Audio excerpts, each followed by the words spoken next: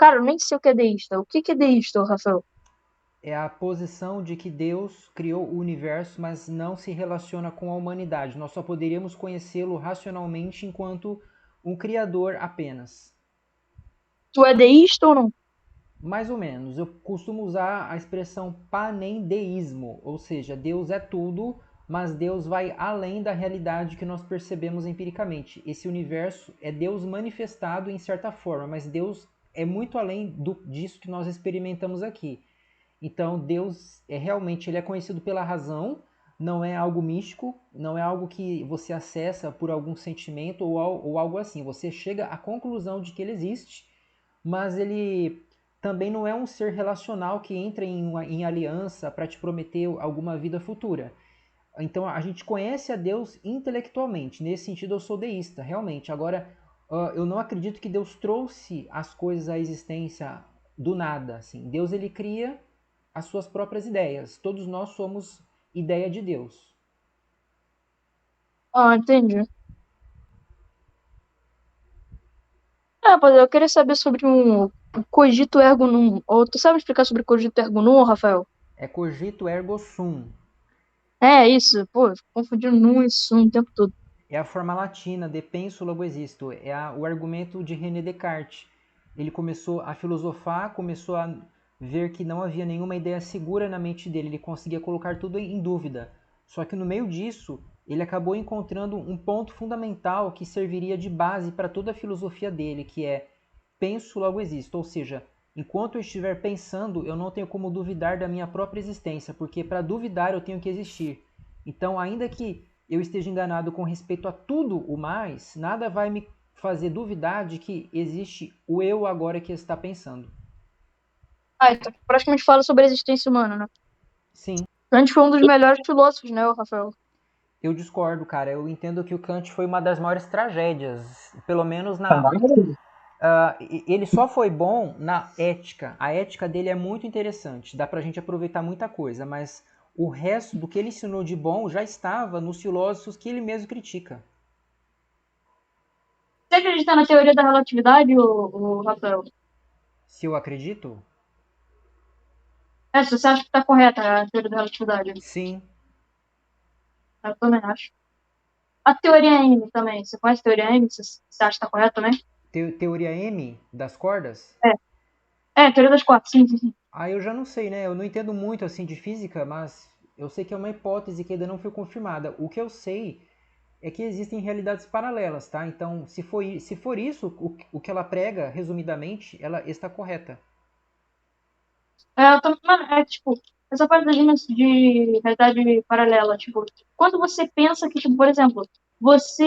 Esse daí, sei lá, tirei da minha mente do nada. Tipo, quer dizer, eu não sei se tem mais algum argumento nesse tipo, eu acho que eu escutei isso em algum lugar, mas eu não sei. É que, tipo, quando você, tipo, você fez um ato, só que você relembra desse ato, você passa, pô, mano, poderia ter feito aquilo. Isso daí seria uma dimensão não, uma realidade paralela, onde você tem feito isso? De certa forma, sim, é porque o termo realidade tem vários sentidos, né? A realidade pode ser algo empírico que afeta os sentidos, né? Quando você pensa em alguma coisa, essa coisa por definição existe, sabe? Ela já é algo que está na sua mente e enquanto não está na sua mente, essa ideia já estava em alguma outra mente que estava contendo essa hipótese, né? Então, não é que assim, talvez você queira perguntar, será que existe alguma consciência que experimentou isso em alguma outra realidade? Talvez seja isso, né? É, sim, isso. Aí a gente já não sabe, cara. É, que aí não tem como saber sobre outra realidade, se a gente já tá convivendo essa. Né? E tu acha que. Tu acha que existe quantas dimensões? Porque no caso confirmado só foram três até agora, né, se eu não me engano. Que é a altura, o base. São as três dimensões. Eu acredito em 12 12 não, 11 dimensões. Eu acho que a teoria das costas está correta. Opa, Não. o Rafael, então, tipo, qual, tipo, eu não sei dizer, mas pra você, qual seria a pessoa mais inteligente que já passou na Terra? Ah, é uma boa pergunta, cara, porque inteligência tem vários sentidos, né? É, sim, isso também. Não, desculpa, eu vou fazer uma pergunta mais clara. O mais revolucionário, a pessoa que falou, tipo, ela trouxe muitas ideias geniais. Mas seria o melhor inventor, não? Melhor Então, inventor, né? eu entendo que o melhor mesmo, nesse aspecto que você está falando, foi o Leonardo da Vinci. Realmente, pô, foi bem inteligente. Mas é como ele era pintor, né? Teoricamente, o cara não considerou ele como ser muito inteligente por não ser Ô, relacionado a tantas Davi, obras. então, Foi. o Davi, ele realmente foi um pintor, só que a obra dele mais reconhecida não foi as invenções dele, realmente foi a pintura. Só que a fama de pintor dele Não, veio depois. Ele primeiramente ficou conhecido como inventor, as ideias dele foram sensacionais, só que elas não tinham um fundamento, tá ligado? Não era testada, entende? Então, não, tipo, então, ele realmente serviu de inspiração para muitas obras, como o Santos do... Como é? Santos do... Santos Dumont. É, isso, exatamente. Tipo, só que depois que ele recebeu essa fama de pintor, primeiramente ele era realmente conhecido como um inventor. Não é à toa que, tipo, Santos Drummond e vários outros artistas não, mas inventores e pensadores assim também se inspiraram em obras como ele. Tipo, eu não sei te dizer ao certo, mas os aviões eles realmente usam bastante o modelo primário como é que fala, do Leonardo da Vinci. Mano, outra coisa também, velho, é que foi o que eu quis dizer, ô, Felipe. No caso, tipo, eu não quis dizer que, tipo, é que, tipo, o Leonardo da Vinci, tipo, muitos é conhecido como um pintor. Aí, por muitos, por causa disso, como, tipo, não relacionar como, tipo, pintor, não ser gênio, etc. Tipo, eles relacionam esse tipo de forma. Aí, tipo, eles não consideram o Leonardo da Vinci como muito inteligente. Poucas pessoas sabem que o Leonardo da Vinci foi realmente um gênio, etc, entendeu? Isso que eu quis dizer. Tipo, só por ele ser um pintor, não quer dizer, tipo, que ele não seja um gênio. Por isso que o pessoal relaciona como se, tipo, Albert Einstein é mais inteligente que o Leonardo da Vinci, entendeu? É isso que eu quis dizer. Tipo, o pessoal, ele acha isso só por causa da fama dele de ser pintor. Uhum. Eu entendo, eu É, entendo. Realmente chamou a fama dele, quer dizer, se for procurar pela totalidade, vão dizer que ele era somente um pintor. então, exatamente. Foi bem inteligente mesmo. Mano, mas tenho certeza que deve ter tido alguém que foi mais inteligente que ele, mas, tipo, a gente não deve conhecer, obviamente, né? Ah, de Mas, sei lá, registro só foi ele. o criador da luz foi quem mesmo? Foi aquele cara lá, antigaço. Pô, mano, tem um cara lá, o criador da luz é considerado também por muitos um dos mais inteligentes. Ah, você está falando do Nikola Tesla? Nikola Tesla foi o criador da luz? Ele que inventou a corrente alternada que nós usamos hoje. Só que teve outro lá que copiou ele, passou ele para trás. Foi um puta de um sacana que foi o Thomas Alva Edison. Ah, tá. Não, mas. Não, acho que não é o criador da luz, não, mas tem um cara, mano. Não é o único, não é o único Castelo, não.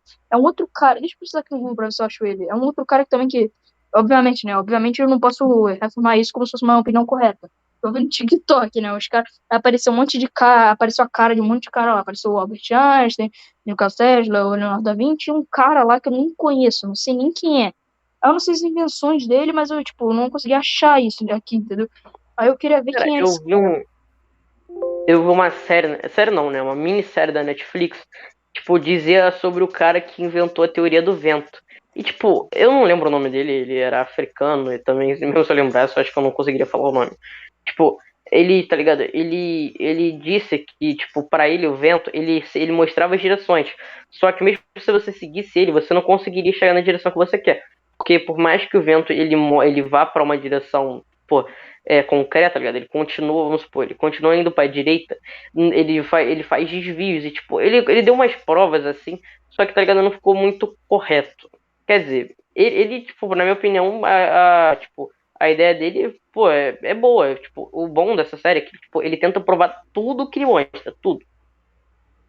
Tá ligado? Ele mostra que o vento, ele faz algumas curvas. E, tipo, por mais que isso seja um bagulho bobo, tipo, a gente até saiba, esse cara, tipo, descobriu isso lá na antiguidade, entende? Tipo, acho que antes da Idade Média. Idade Média não, da Era Média. Acho que é assim.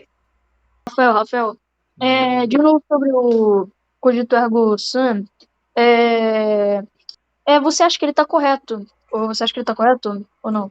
Sim, tá correto. Que, tipo, que que muito cara tenta refutar. Você acha que tem um meio de refutar esse tipo de argumento? Essa filosofia do Cogito Ergo? Você tem meio de refutar? Você tem meio de refutar. Ué, você teria que refutar a própria natureza absoluta A das leis própria da lógica. imaginação. Você teria que refutar um ser pensante, praticamente.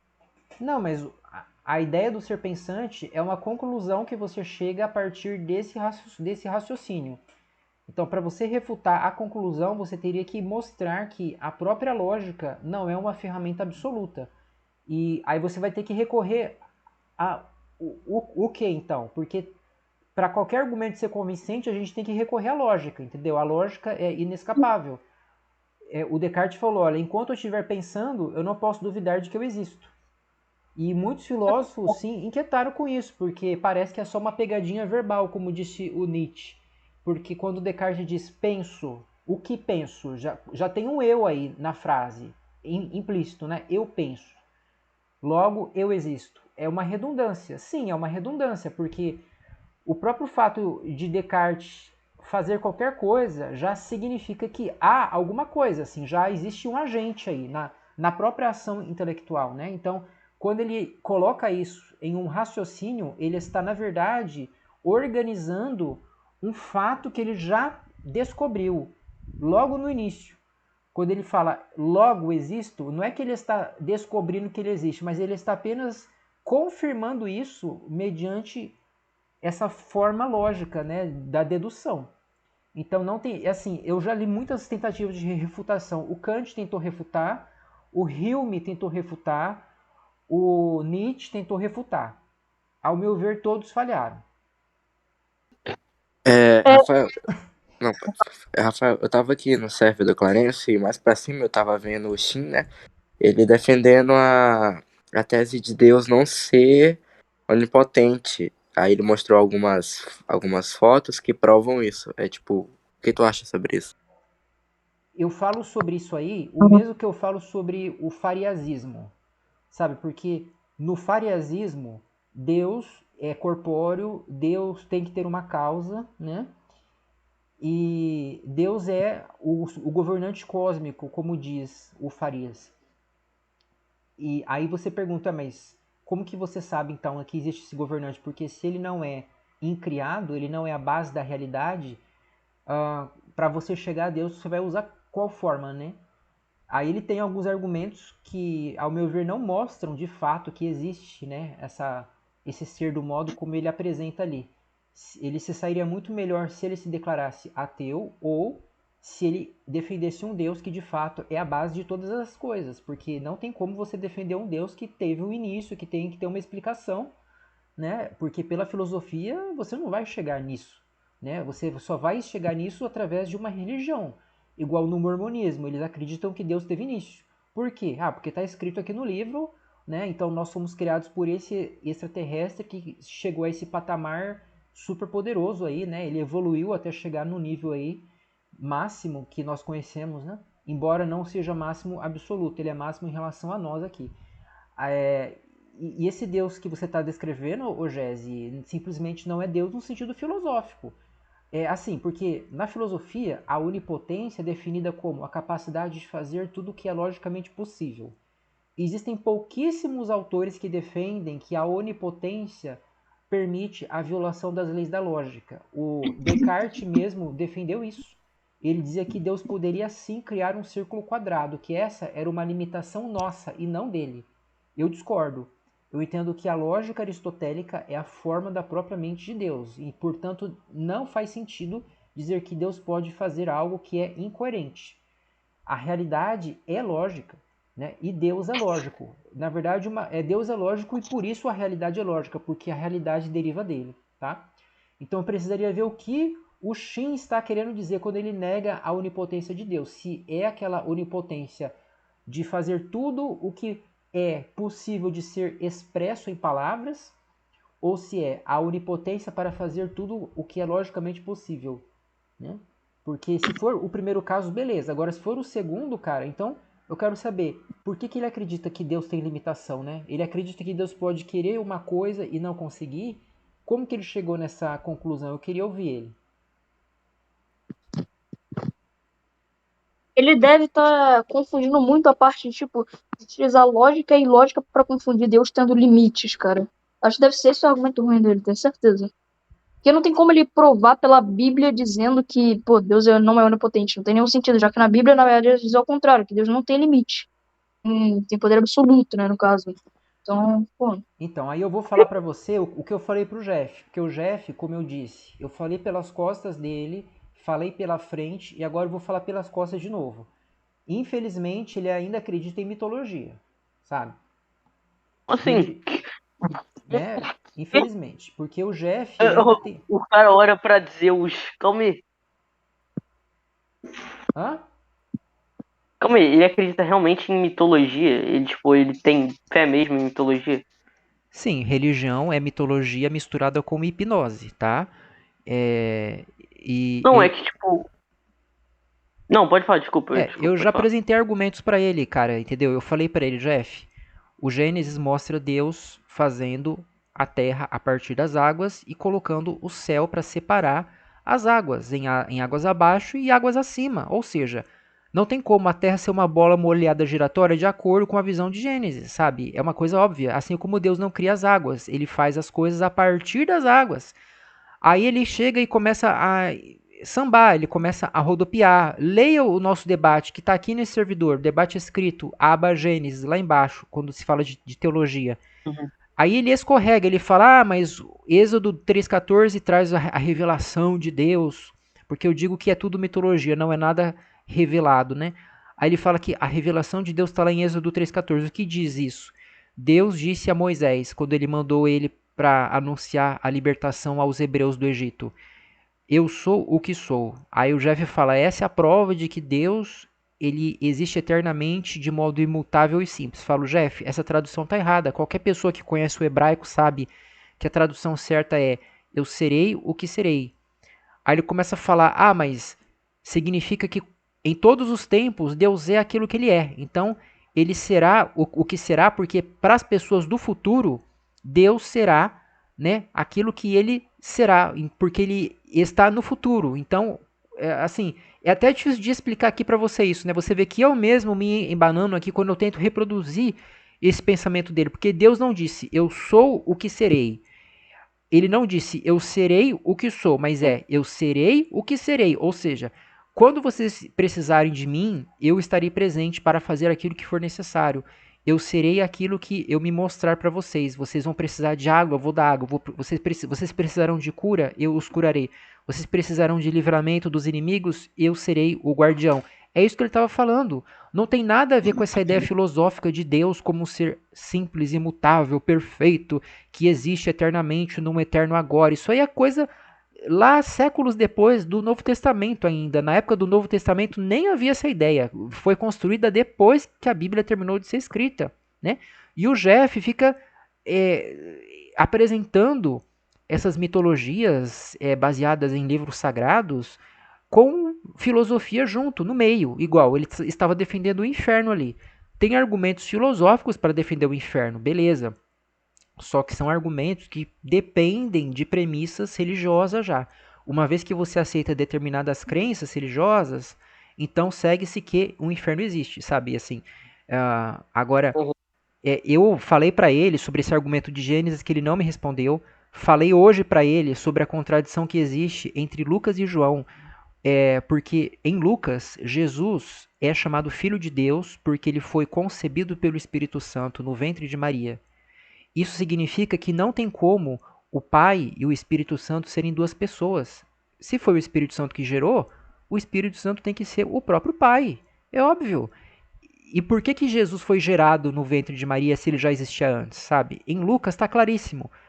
Faz um. Não faz tanto, não faz sentido nenhum, né? Então, em Porque eles João... teriam que ser paridos. Se ele já Oi? existe, né? Não faz Desculpa, sentido por quê? não faz sentido porque, tipo, porque ele teria que ser parido sendo que ele já existe, né?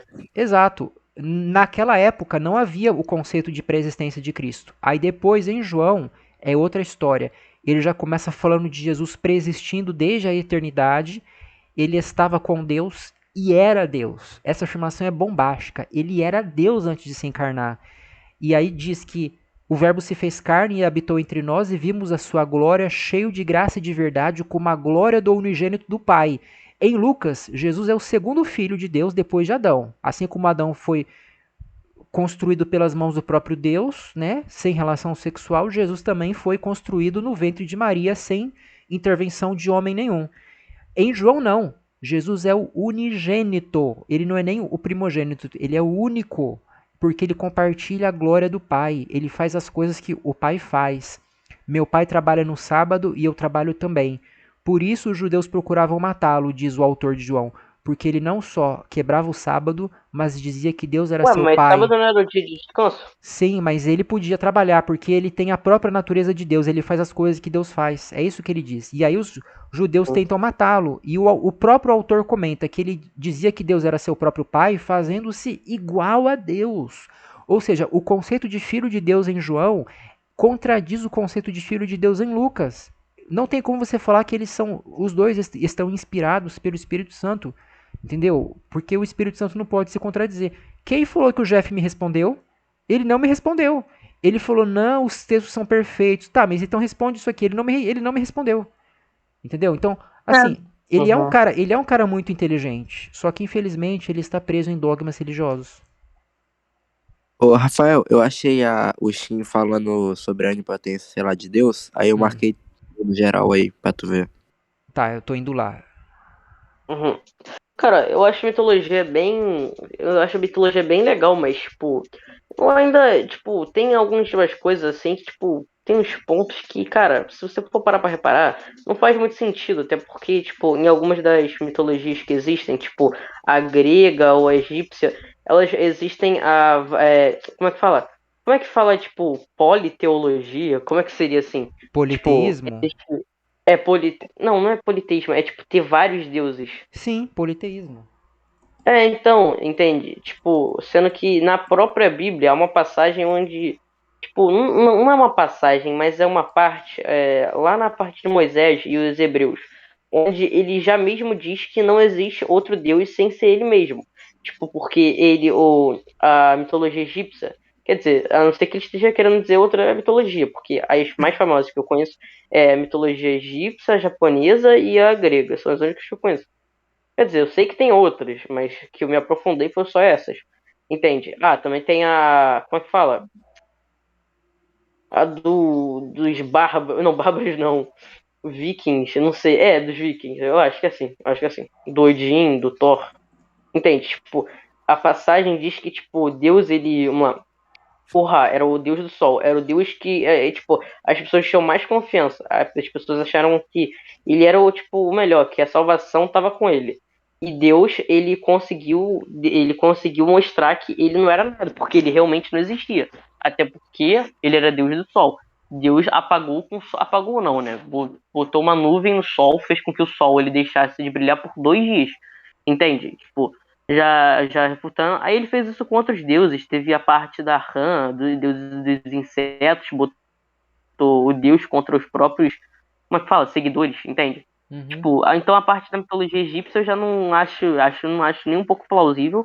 E, tipo, a mitologia grega é completamente sem fundada. Já chega dizendo assim, Caos chegou, criou a Gaia, criou o Tártaro, aí começou, aí criou Pontos, criou Cronos, criou Teia, Reia. Hum. Aí vai assim, entende? Não tem um ponto de ignição, não começa, tá ligado? Já começa com a criação Não, já começa com a criação de Gaia, entende? Ele Uhum. já começa o caos criando H e Tártaro, pontos, entende? É, e E a todo. japonesa, ela faz até um pouquinho de sentido, só que, tipo, se você for pensar bem, tipo, eu andei pensando bem, e, tipo, ela faz menos sentido do que do que caraca, como é que fala? Do cristianismo, eu acho que cristianismo. Ela faz menos sentido que o cristianismo, Qual? Rafael, eu acabei de te a marcar de mitologia novo aqui. japonesa. Pera aí, Rochinha, qual é que faz menos sentido que o cristianismo? A mitologia japonesa. Aham. O Jesse, Oi? então, o que ele tá falando aqui é o mesmo que eu falei pra vocês, tá? Inclusive, quando o Clarencio falou que Deus é onipotente na Bíblia, eu comecei a falar sobre esse debate que eu tive com o Jeff, porque ali eu falei para ele que não tem como você chegar a uma visão da Bíblia como unidade, porque a Bíblia não é uma unidade, é um conjunto de visões diversas. Os autores não têm compromisso entre si, como eu falei na questão da filiação de Jesus como Filho de Deus, né? Para um autor, isso significa que ele foi gerado diretamente no ventre da Virgem Maria. Para outro, significa ele compartilha a natureza divina. Então são duas visões antagônicas, sabe? Não faz sentido em um evangelho Jesus existir antes e não faz sentido no outro que ele tenha começado, que ele tenha nascido virginalmente. Tanto é que João nem cita nascimento virginal, sabe?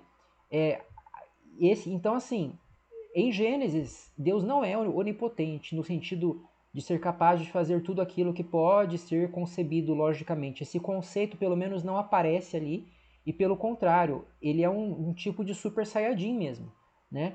A ponto de ele conseguir, né, comer e lutar, né? Então ele é um ser físico, palpável.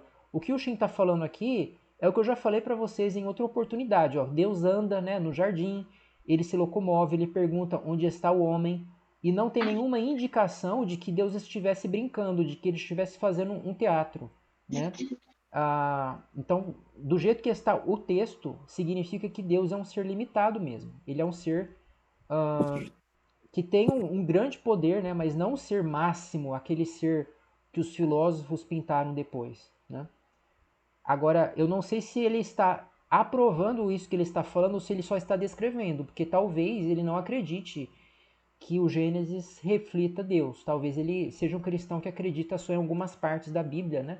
Talvez ele acredite só no Novo Testamento, porque existem cristãos assim.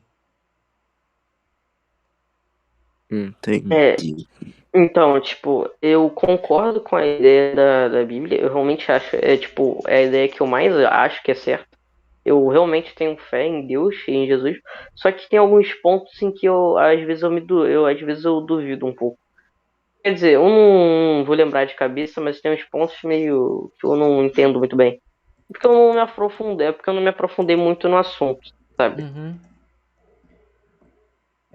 Eu já fui, sabe? Eu fui um cristão fervoroso, mais do que vocês podem imaginar, né? E tive muitas experiências que eu achava que eram sobrenaturais, que eram espirituais, né? Mas, enfim, eu não busco tirar a fé das pessoas, sabe? Eu apresento esses fatos e eu sei que se a pessoa teve uma convicção pessoal, se ela teve uma experiência, ela não vai se desfazer disso com um argumento racional. Não foi a razão que levou ela a crer, então não vai ser a razão que vai levar ela a abandonar. Isso aí é um processo. Ela vai ter que descobrir algo que supra isso que a religião traz para ela. Aí depois que ela conseguir andar fora dessa caixinha, aí que ela vai sair de lá. Não adianta eu querer tirar a pessoa de onde ela está. Uhum. É que, tipo, se você apresentar só os argumentos e tentar explicar pra pessoa, ela não vai mudar de opinião, porque, tipo, realmente opinião é uma coisa que a pessoa tem. E a única responsável pra poder mudar essa coisa ou não é ela. Ela decide se ela quer ou não, entende? E, tipo, se você apresentar os argumentos bem detalhados assim, de sua forma, por mais que até possa fazer mais sentido, não é porque você conseguiu, vamos supor, de alguma forma refutar o pensamento dela, ela vai parar de pensar desse jeito, porque tipo, é uma coisa dela, entende? Se ela atrelou a essa ideia há muito tempo, ela vai demorar ela para parar de ter esse vínculo, entende? Uhum. E tipo, por mais que você consiga responder todas as perguntas que ela faça, por mais que você consiga responder todas as dúvidas que ela tenha, ela vai continuar com a ideia dela. E essa coisa só vai mudar a partir dela. Tem que sair dela. Tipo, tem que ser espontânea dela. Entende? Exato, eu falo isso no meu livro, inclusive. Isso tudo que você falou. Uhum. Ô, Rafael, qual é. Eu tenho uma pergunta pra ti. Tipo, qual é o propósito da vida? O propósito da vida Caraca. é atingir a verdade. O ser pensante, o ser raciocinante que pode questionar o sentido da vida, no próprio ato de questionar, ele já revela a sua natureza racional tendente à verdade. Então ele não se satisfaz apenas pelo ato de pensar, mas ele se satisfaz em algo que está além do seu pensamento, que está fora. esse algo além é o ser com S maiúsculo, do qual ele próprio deriva. Então é isso, é você atingir aquilo que é você atingir o ser, ou seja, aquilo que é a verdade, a ideia correta, a ideia exata. E isso tudo veio na minha cabeça, sabe quando? Quando um dia que eu achei que o avião iria cair. Eu nunca me esqueço que eu estava no avião e ele passou por uma turbulência minúscula, foi coisa de segundos assim, não foi aquele negócio de chacoalhar tudo, mas foi muito intenso porque o avião fez alguns engasgos e ele fez movimentos para cima, para baixo, bem rapidinho. Sabe quando o carro engasga e morre o motor? Já Uhum. aconteceu? Foi daquele jeito assim. O avião fez uns movimentos tum tum tum tum tum para cima e para baixo, como se fosse uma britadeira, mas coisa leve, né? Não foi como eu falei, aquele negócio de você sair da cadeira. Foi coisa de 3 segundos. E durante aquele tempo, a impressão claramente é que o motor estava morrendo. Mas E se desesperar. mas a mulher que estava do meu lado, ela segurou no encosto dos braços e falou: "Meu pai, Senhor Jesus". E algumas meninas que estavam é, no avião gritaram, né? E na hora, enquanto isso acontecia, né, eu fechei os olhos, eu inspirei profundamente e veio na minha cabeça a minha filosofia. Eu pensei, olha, eu estou dentro de uma mente, isso aqui tudo é criação dela, não faz sentido eu me revoltar, eu me desesperar, não vai mudar nada, eu vou aceitar, porque até hoje eu busquei viver de acordo com a verdade, indo atrás dela e sendo honesto com o que eu penso, com o que eu acredito, abandonando as ideias para as quais eu não encontro mais fundamento e abraçando qualquer ideia desde que eu seja convencido. Então eu estou feliz, eu vivi bem, e se ela quiser me desfazer agora, né, se a mente quiser me desfazer, se esse for o último se essa aqui for a última folha do livro da minha vida e ela quiser fechar agora e colocar na estante, tô tranquilo, sabe? Eu vou em paz, não vou ficar sentindo coisa ruim. Parece que é muito longo isso tudo que eu tô falando, mas isso veio assim instantaneamente na minha cabeça. Todos esses pensamentos vieram na hora, assim, resignação, sabe, com a mente suprema, eu aceito, eu vivi bem, eu busquei a verdade. Foi isso, assim, né? É que verbalizando fica muito longo, mas o pensamento quando vem, muitas vezes ele vem assim instantaneamente e ele é bem condensado. Isso tudo veio ali na hora. E foi só um sustinho mesmo, né? O avião continuou depois ali, depois aquele aparente engasgo, né? E seguiu em paz. E eu fiquei totalmente tranquilo. Se eu tivesse que morrer ali, eu iria morrer bem, sabe? Não sentindo coisas ruins como os outros ali, né? Tantas pessoas que ficaram com medo. Eu não, né? Porque, pô, se você já vai morrer, eu não, na minha filosofia, eu não tenho assim uma certeza da vida após a morte. Ao contrário do Artman, né? Que defende isso fortemente. Você já deve ter ouvido ele falar disso, né? E inclusive eu já debati com ele aqui sobre isso, né? Ele fala que é provada a vida após a morte. O Descartes e o Berkeley, né, os meus ídolos também ensinaram que o ser humano é imortal, mas eu não me convenci disso até hoje, né? Mas seja como for, eu pensei assim, olha, né, como eu falei, ó, se for o fim de tudo, né, tranquilo. Qual que é o sentido de você ficar se revoltando, você ficar com medo, você ficar com raiva? Pô, você já vai se desfazer, cara. E aí você vai usar esses segundos aí pra ficar sentindo coisas desagradáveis, né? Então, por mais que realmente faça sentido o que você acabou de dizer, eu acho que, tipo, eu ficaria desesperado porque, tipo, se você for parar pra pensar, por mais que eu consiga atingir todas as minhas metas, eu consiga atingir o meu objetivo de vida, que eu ainda não sei o certo, eu continuaria desesperado, cara, porque, tipo, eu tenho amor à vida. Por mais que eu consiga alcançar todos os objetivos que eu consiga viver, é um pouco ganancioso que eu digo, mas eu ainda quero viver mais, entende? Eu ainda quero. eu tenho ideias, eu tenho metas para tentar conseguir. Vamos supor que eu consiga, eu quero conseguir mais delas, entende? Porque por mais que uma hora vai chegar, não tem como, eu não sou imortal, entende? Mas por mais que uma hora tenha que chegar, eu não quero que esse momento chegue, porque eu tenho muito amor à vida, entende? E tem muitas coisas que eu ainda não fiz e quero descobrir, quero tentar, entende? Tem muitas Entendo. coisas que dá pra você fazer e, tipo, eu não quero desperdiçar minha vida. Tipo, e também não quero pensar com que minha vida ela vai acabar e eu simplesmente aceite isso, tá ligado? Eu não quero simplesmente eu morrer e eu simplesmente aceitar isso, porque tem muitas coisas na vida que eu ainda não fiz e que provavelmente eu não vou fazer. Mas que se eu tiver oportunidade, eu quero tentar. Porque a vida é muito curta, eu não quero perder meus momentos assim, pensando que em um dia, se for pra acabar, vai acabar. Eu não quero que acabe desse jeito. Por isso que eu não quero, por isso que eu não penso em acabar, eu penso em continuar. Por isso que minhas metas eu ainda não defini.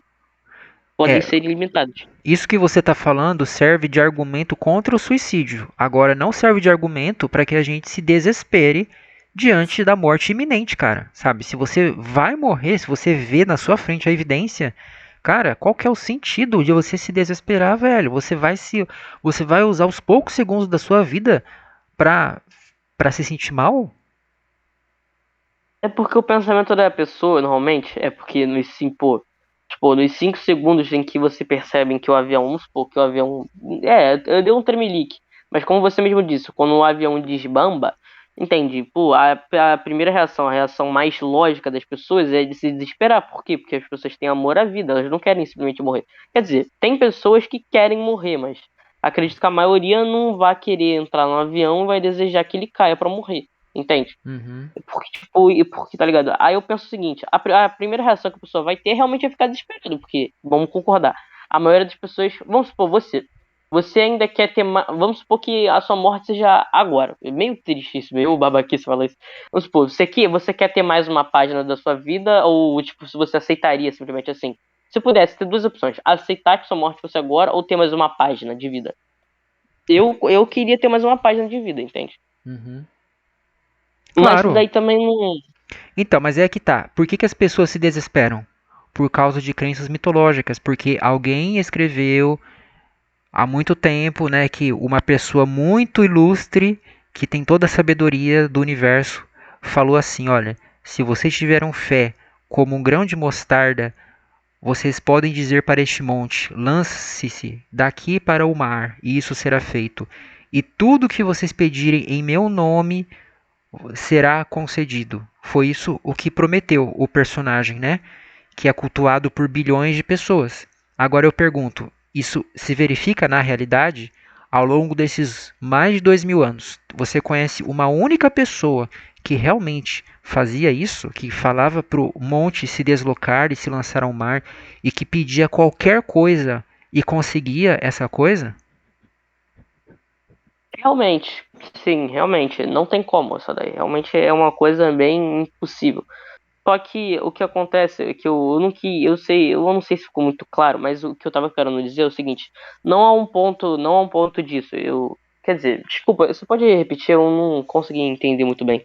As pessoas se desesperam, elas gritam nesses momentos porque elas acham que com isso elas vão mudar a realidade diante delas, porque existe a crença mitológica de que você pode mandar o monte se deslocar e você pode pedir qualquer coisa, desde que seja em nome do judeu que viveu lá há milhares de anos, e você vai conseguir isso da mente suprema, entendeu? Que o divino vai te atender em tudo desde que você peça com fé. Então é por isso que as pessoas têm essas atitudes de gritar, entendeu? Como a mulher fez quando ela segurou ali no encosto do banco. Meu Pai, Senhor Jesus, né? Era o jeito dela de tentar se livrar da situação, porque ela acreditava nesse tipo de coisa. Ela não era deísta, né? Ela era teísta. O deísta, como eu falei, ele acredita em um Deus meramente filosófico que criou o universo e a gente sabe que ele existe por, por um argumento, né, lógico e ponto final. Agora, o teísta não. Ele fala com Deus como um filho fala com o pai, como um sócio fala com outro, sabe? É um negócio assim de relacionamento direto e Deus age aqui, sabe? Se você fizer as coisas direito, Deus vai agir. Então, é por isso que eu falei, se eu tivesse uma crença mitológica como eu tive durante muitos anos, eu teria com certeza feito algo assim como essa mulher fez. Mas como é um panenteísta filosófico, né? Eu segui a minha filosofia. E eu fiquei muito contente, cara, porque eu fiquei em paz ali, sabe? Fiquei muito bem. Se eu Uhum. morresse ali, eu morreria sereno e tranquilo, cara. E não faz diferença nenhuma se desesperar ou não, o avião vai cair. Então, acabou, assim, sabe? Não tem sentido lógico você ficar lamentando, ah, o que eu poderia fazer, o que eu queria fazer, mas não vai, cara, acabou. Então, é assim, a gente tem que aceitar. Os estoicos falavam isso, né? Os filósofos gregos ali que pregavam essa corrente do estoicismo, né? Que o professor Barriga até fala para o seu Madruga, né? Você resistiu estoicamente, né? Ou seja, você aceita as porradas da vida com estoicismo, né? Significa você é uma pessoa resignada, sabe? Você não acha que você tem o poder de mudar todas as coisas, porque isso é uma criancice. Rafael, eu concordo, mas tipo assim, você fala que é meio sem sentido, tipo, ficar nervoso, né? Desesperado quando for morrer. Mas eu acho que é meio, sei lá, porque tipo, é algo inesperado. Como o cara, qual é o nome dele? O cara aí falou, Baixinho. o Rochinha falou que é algo inesperado. E, tipo, ninguém quer morrer assim. Todo mundo pretende, nem todo mundo, mas algumas pessoas pretendem viver mais. Então, tipo, como quando uma coisa acontece assim, do nada. E é tipo a morte, eu acho que ela ficaria desesperada assim. Sei lá, meio normal. É por isso, Então, os o Rafael, estoicistas, o que eu os quis. estoicistas defendiam, olha só, deixa eu fazer um comentário. Os estoicos, eles tinham técnicas, tá, para que você aprendesse a aceitar as coisas graves da vida sem se desesperar, né? Inclusive tem uma história que alguém quebrou a perna de um estoico e ele não demonstrou dor. Eu não sei se isso é verdade, tá?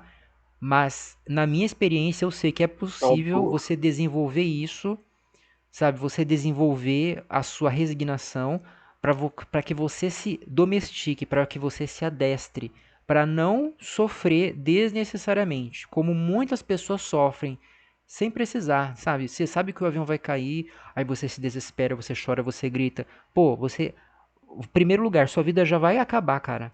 E aí você vai criar um segundo problema, sabe? Então é por isso que eu tô falando, a gente tem que se adestrar, a gente tem que aprender a trabalhar isso dentro de nós. Pode falar. É, É, tá, não, fala, pode falar. foi mal. Não, pode falar, pode falar. É porque na questão que eu vi um vídeo que o cara, tipo, testou, né, a mente. Tipo, ele botou um braço falso e começou a bater no braço falso e o cara Ah, sentia dor. eu vi. É. Então, tipo, eu queria uma pergunta, se tipo a dor é algo que a nossa mente passa pra gente, mas não é real, ou sei lá, a gente realmente sente dor? Ou é só o poder da mente, sei lá. Berkeley dizia: é impossível que eu me engane achando que estou percebendo algo, porque se eu percebo alguma coisa, então essa coisa existe, enquanto percepção, pelo menos.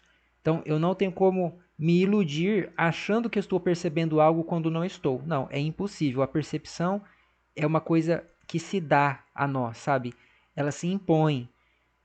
Então, a dor é isso, né? Você sente a dor, logo a dor existe. A dor é real. Ela não é algo que você inventou, né, na sua imaginação apenas. A dor existe sim. Agora a questão é: podemos vencer a dor? Podemos suplantá-la? Sim, podemos suplantá-la, sem dúvida, né? Assim como a gente pode suplantar o medo. E a hipnose nos ajuda nisso. Se você começar a praticar meditação e auto-hipnose, você vai aprender a controlar a dor, você vai aprender a controlar o medo e uma série de outras coisas ruins. Então, desculpa, que você já concluiu? Sim, O Rafael, você já concluiu o que você estava querendo dizer? sim, Então, sim. é, uma coisa, quer dizer, uma coisa não, né? Quer dizer, eu até concordo uma parte com você nisso, que é até um pouco provada que, sabe o Pyong Lee? Então, ele foi num programa não, né? Um canal de YouTube chamado Marcos Castro. Quer dizer, Castro Brother, né? Que é um programa de comédia bem engraçado, entende? E ele se controlava pra não rir. Ele não ganhou por causa de uma falha que aconteceu lá, que realmente foi muito engraçada. O que aconteceu foi o seguinte: ele conseguiu se controlar usando a hipnose. Por quê? Porque ele tava se. Eu não sei muito explicar bem, mas no vídeo ele conseguiu explicar o que ele tava fazendo pra parar de rir. Pode ser que tudo aquilo ali tenha sido um teatro? Pode ser. Mas ao meu ver, o que aconteceu foi o seguinte, tá ligado? Toda vez em que ele tava prestes a rir, ele estava os dedos na cabeça dele e aí ele parava de rir. Tipo, ele voltava completamente sério, entende? Ele foi até, acho que até a final, não sei, um bagulho assim. Foi até a final. Na final ele perdeu por causa de um erro técnico. Porque, tipo, a câmera caiu, um bagulho meio estranho, entende? Isso não é. A câmera caiu no meio do set, Uhum. entende? Aí, tipo, o que acontece foi o seguinte. Aí o Pyong Lee toda hora ele tava estalando o dedo, uma coisa assim. Aí, tipo, eu não sei como explicar muito bem, mas eu acho que o que ele tava tentando fazer era tentar controlar os sentimentos dele pra que isso aí não, como posso dizer, tomasse conta dele. Tipo, porque a ação que ele não queria, que ele queria fazer é não rir. Mas o Uhum. sentimento de riso, pô, controlou ele, conseguiu dominar ele. E, tipo, eu acho que a hipnose, ela não, como posso dizer, ela retarda esse sentimento, entende? Tipo, não Uhum. necessariamente só seja pra, tipo, nervosismo ou riso, mas tá ligado pra todos. Mas Uhum. agora, aquela parada da dor, o que eu não consegui, mas eu acho que a dor não tem como você não perceber. É uma coisa que você percebe. Até porque o nosso sistema sensorial, ele trabalha bastante nisso, porque quando você sente uma dor, a dor ela é captada quer dizer, não é que a dor é captada, percebe que alguma coisa está de errado e eles mandam um sinal pro cérebro. Esse sinal pro Uhum. cérebro é dor, que aí a gente vai perceber. Se eu der um soco no meu braço, vai mandar um sinal pro meu, meu sistema sensorial e vai mandar um sinal pro meu cérebro dizendo que alguma coisa está de errado lá, alguma coisa está ruim lá. O que eventualmente acontece em todos os casos, porque vamos supor, se ele quebrar a perna, não tem como ele não sentir dor. Por mais que ele se concentre no máximo, não tem como. É uma coisa que se você não tivesse, tem alguns casos isolados já. Esse cara aí pode ser um caso isolado, que acontece o seguinte: a pessoa ela tem o sistema sensorial com defeito, que é uma coisa muito ruim. Porque se a pessoa, vamos supor, a pessoa tá se queimando e ela não sente dor, ela vai morrer. Porque por mais que ela não sinta dor, ela não é imortal, entende? Uma coisa não tem muito a ver com a outra. A pessoa que ela não sente dor, ela provavelmente tem um defeito no sistema sensorial. E não tem como a pessoa não sentir dor sem ter um defeito no sistema sensorial. Porque é uma coisa, tipo, natural e essencial pra vida, entende? Se você diz que você não sente dor, provavelmente você tá se esforçando bastante ou você tá mentindo.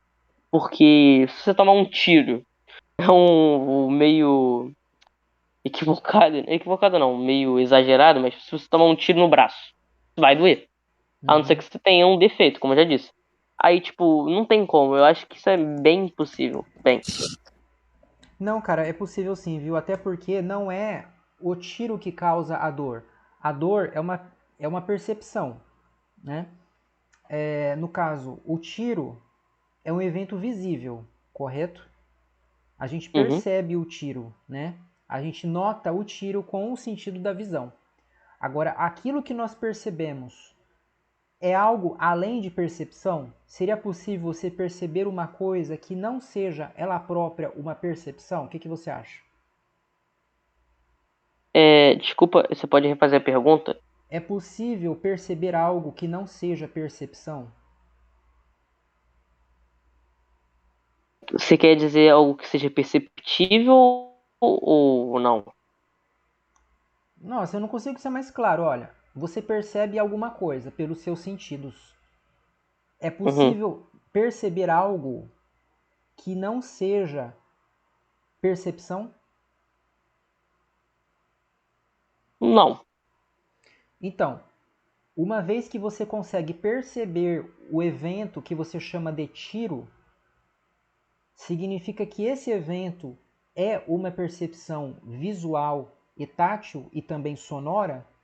Ou ele é alguma coisa além de percepção?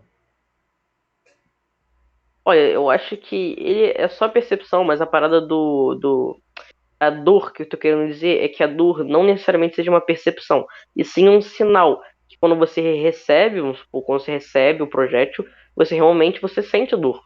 E eu acho que, tipo, se você não consegue sentir a dor, é o seu sistema sensorial que tá um pouco errado.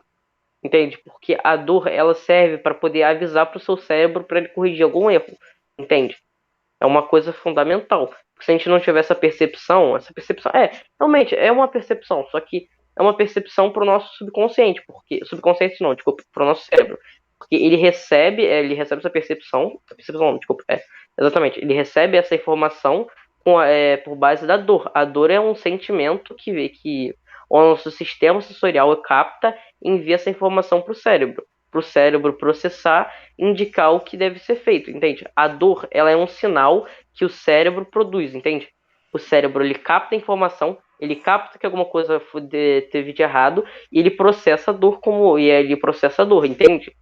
Se a pessoa ela não tem, se a pessoa ela não consegue processar desculpa, isso daí, ela provavelmente ela tem alguma falha no seu sistema sensorial, porque o normal é se você tomar um tiro, né? Como você mesmo disse, a sua percepção você captar o tiro, você captar sonoramente tudo, só que na hora que o projétil for acertado em você, você de primeira, assim que ele chegar em você, você não vai sentir.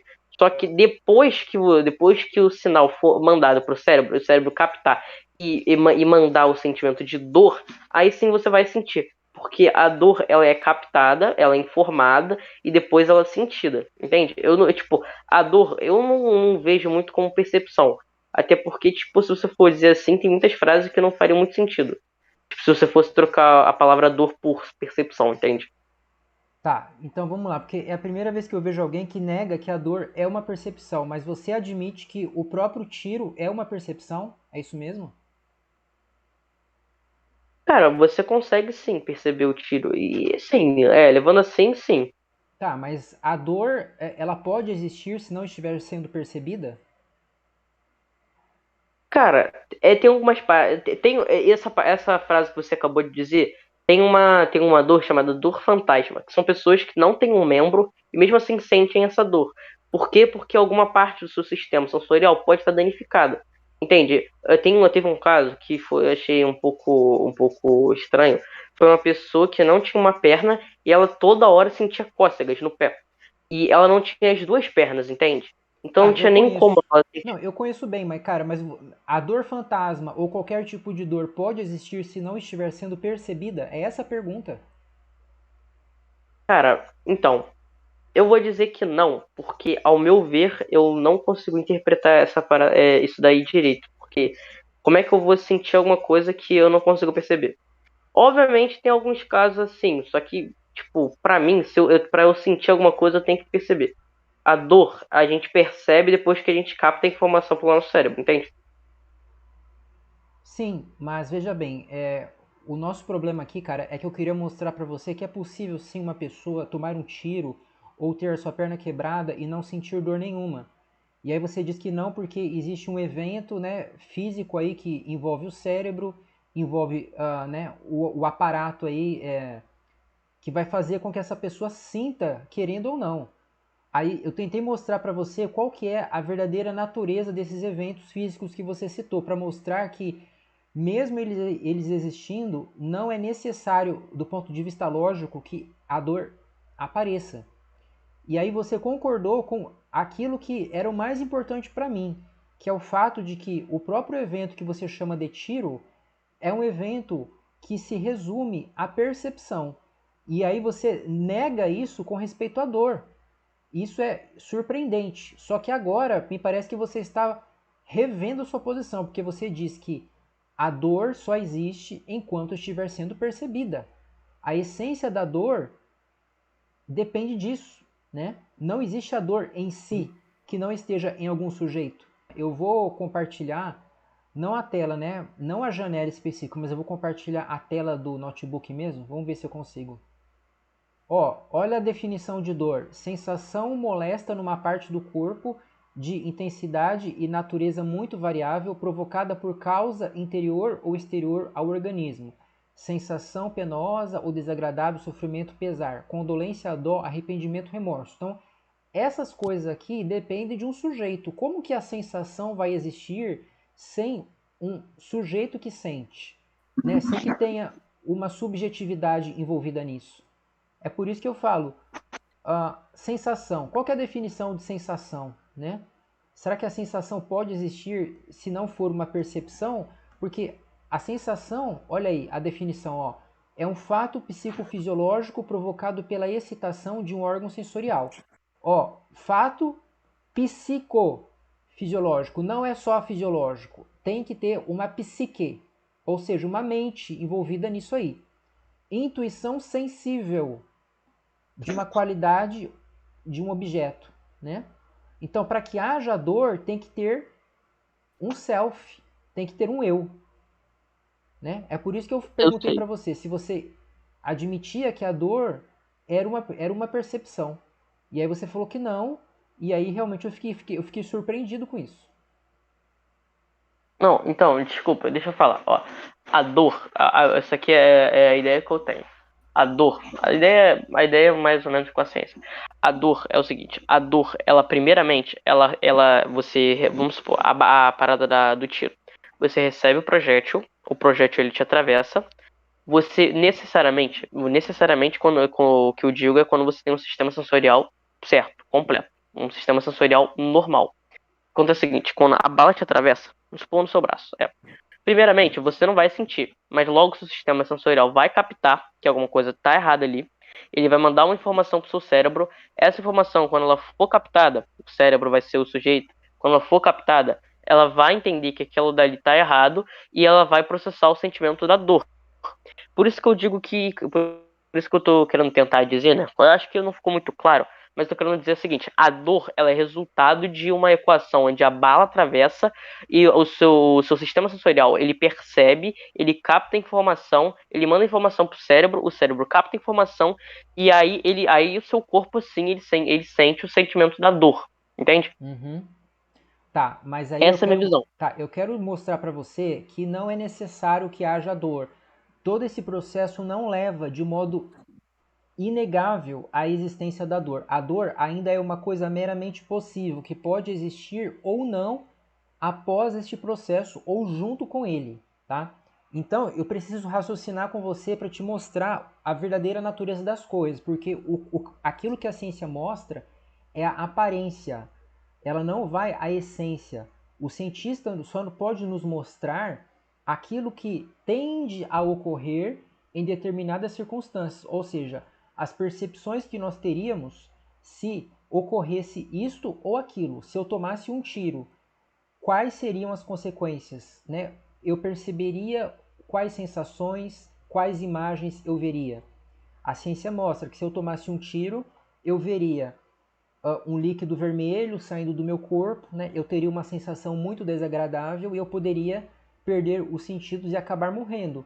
Então, é assim, presumindo-se que existe uma regularidade na natureza, chegamos a essa conclusão indutiva.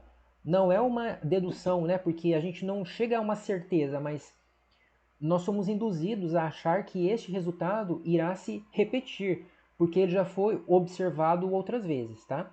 Vamos lá. Você concorda que a dor só existe em um sujeito que a sinta? Eu acho que não. Na Cara, minha opinião, acho que não. O Gese acha que é possível que a dor exista fora de um sujeito que a sinta? Eu Cara, acho que sim. é um pouco difícil essa pergunta, porque se eu for responder não, eu vou estar respondendo que uma cadeira possa sentir dor. Óbvio que não é nesse sentido assim, mas se uma pessoa que não tem percepção pode sentir dor, então o que proíbe uma cadeira sentir dor, entende? Só que se eu falar assim, eu vou estar me limitando, eu vou estar me contradizendo em alguns pontos, entende? Aí você me botou entre a cruz e a espada. Aí, mas levando em consideração o meu ponto, o que eu vou dizer, eu acho que é meio óbvio. Vou dizer que sim. Você tem que ser um ser que sinta para poder sentir a dor. Não tem como uma cadeira. Uma cadeira não sente. Ela vai sentir dor, entende? Tá, me parece que a sua resposta é sim, você concorda, ou melhor, é não. Você acha que não é possível que a dor exista fora de um sujeito que a sinta? Mas Sim. seres humanos que, tipo, têm mente, eles conseguem sentir dor, mas, tipo, alguns não conseguem. Tipo, não que não É isso que eu, consegue, só não sente. é isso que eu digo. Então, aí algumas pessoas elas têm falha no sistema sensorial. Algumas podem ser que elas possam sentir dor excessivamente ou que elas sintam dor em membros que não existem, o que acontece com a dor fantasma. Ou tem o caso das pessoas elas não sentirem dor, entende? Um caso bem famoso desses foi um cara que foi até estudado, é que ele lambia o fio elétrico do prédio dele. E um dia deu choque. E ele não morreu. Ele não morreu porque o corpo dele conseguiu aguentar o tranco. Só que ele não sentiu dor. Ele continuou fazendo isso. Entende?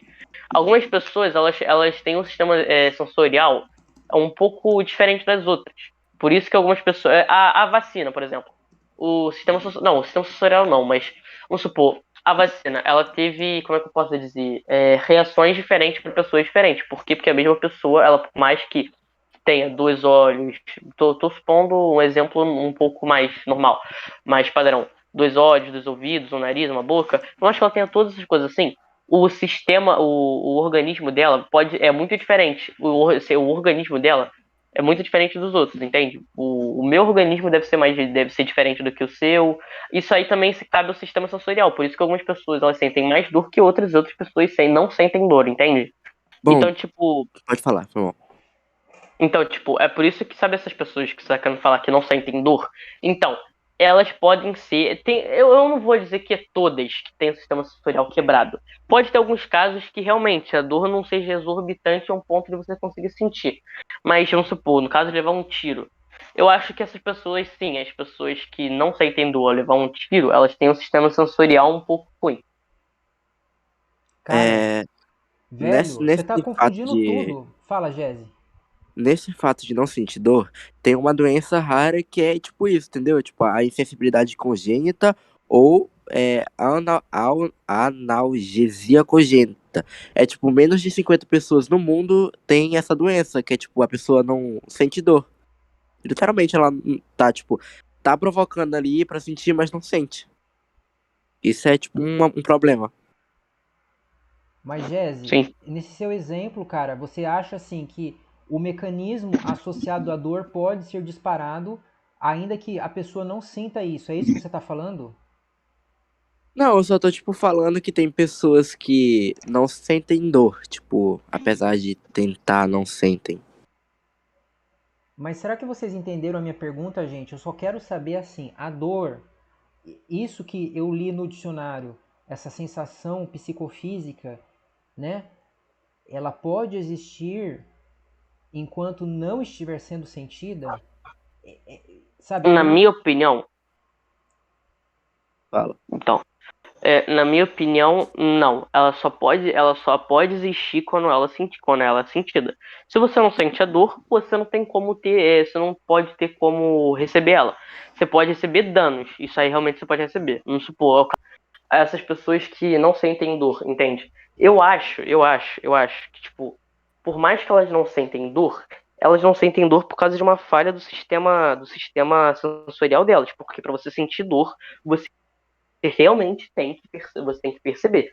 Quer dizer, desculpa, a dor ela só existe quando você sente ela. Óbvio, tem casos que, por mais que eu tome um tiro e eu não sinta dor, eu vou receber os danos de um tiro. O meu osso, tô supondo, tá? Vamos supor que é uma 12.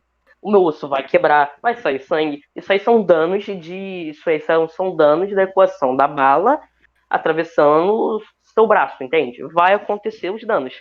Só que, ao meu ver, a dor, ela não é esses danos. A dor a dor é percepção que vai para o seu cérebro para ele captar e informar para o seu corpo para você sentir essa dor, para você perceber que tem alguma coisa errada de lá. Entende? Porque se uma pessoa que ela bota a mão no fogo, ela não percebe que está doendo, que está queimando, ela vai continuar com a mão no fogo até que ela perceba que ela esteja queimando viva, entende? Se ela não tiver essa percepção assim, ela nunca vai sentir, entende? E eu acho que essa percepção, essa falta de percepção na questão de sentimentos, entende? Ela é uma falha no sistema sensorial. É isso que eu acredito, entende? Nesse teu negócio de pôr a mão no fogo, tipo, uma vez o meu amigo se machucou, só que ele não percebeu. Aí, tipo, ele continuou caminhando normal. Aí depois que eu avisei que ele foi tocar e viu que tava sangrando, aí que ele se ligou e começou, sei lá, a sentir dor, entendeu? Não que ele Mas não aí tem. também tem a parada desculpa te interromper, mas aí tem a Não, parada fala. do sangue quente. Isso aí, ó, vamos lá, isso aí não é pra todos os casos, disparado para não é pra todos os casos. Vamos supor, teu amigo ele botou a mão no fogo como? Como ele botou a mão no fogo? Ele tava caminhando e, sei lá, acho que caiu alguma coisa nele, ou ele raspou em algum lugar. Ele correu, fez alguma coisa agitada depois disso ou antes? Ah, a gente tava correndo. Aí depois começou a andar. Tá, é por isso então, entende? Provavelmente ele deve ter pegado fogo. Ele provavelmente deve ter pegado fogo enquanto ele tava correndo. Ele não percebeu. Por quê? Porque ele tava de sangue quente. Porque quando sai de sangue quente, você. É igual quando você toma. Quando você quebra um dedo jogando futebol. Você não percebe na hora. Por quê? Porque seu corpo ainda tá quente. Seu sistema sensorial ainda tá. Como posso dizer? Você está muito ativo. A dor, ela vem depois. Por isso que eu te digo, quando você quebra o dedo, quando você toma uma bala, a sensação, ela não é imediata. Ela vem depois, quando seu cérebro processa e ele encaminha a resposta, levando o sentimento da dor, aquele sentimento ruim, para o nosso corpo. Por quê? Aí quando sai de sangue, quer dizer, porque não tem muito como, né? Aí quando está de sangue quente, essa resposta demora mais para ela ser mostrada, entende? Por isso que quando eu não era muito bom no vôlei, aí o que acontece? Me deixaram sempre de líbero, entende? Sempre me deixavam de líbero. Aí o que acontece? Líbero, ele sempre toma pancada. As pessoas, elas tacam a bola, você tem que receber do jeito que você tem que receber, entende? E numa dessas, eu quebrei o meu dedo mindinho, por isso que meus dois dedos mindinhos são tudo torto. Só que a parada é o seguinte, eu não senti na hora. Por quê? Porque o jogo é quente, porque o jogo é agitado, o jogo você tem que ter essas reações assim, entende?